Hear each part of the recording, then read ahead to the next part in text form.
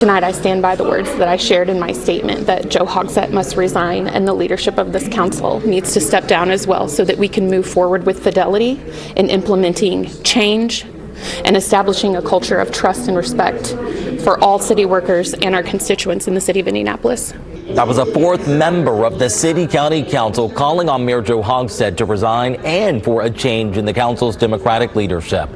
Democratic Council member Crista Carlino now says she was not granted the authority to direct the scope of the council's recent investigation of the mayor's handling of sexual misconduct allegations against his former top aide. News 8's Danielle Zukoski tells us Carlino spoke last night after the council committee heard from people saying they experienced harassment while working for the city government.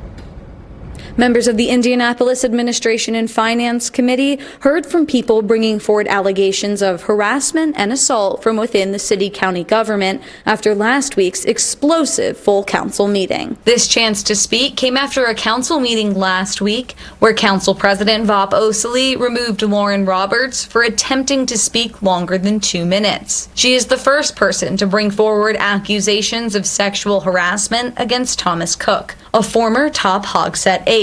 A proxy spoke for her, a second Cook accuser, Caroline Ellert, and a new man who submitted a statement about civil rights violations he endured while working for the Department of Public Works. The message I received from the council president was clear. Even in public forum, your voice can and will be silenced.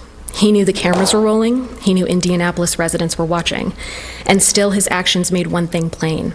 Our concerns aren't valued, not if they disrupt the status quo, not if they call out power. Investigative Committee Chairwoman Crista Carlino gave a speech at the meeting where she implied that other people in positions of power tampered with the scope of the independent investigation. In January of this year, it became clear to me that the scope was limited to just Thomas Cook, and in a meeting with General Counsel, I asked that she print General Resolution 41 so that I could point to her and to the language not being indicative of any individual's name being named. Carlino says she lost her job within 90 days of taking the role as investigative committee chairperson, only going as far as calling that a coincidence. The next full council meeting is July 7th at 7 p.m. Councilors are expected to take up a final vote to approve the funding needed for the investigation.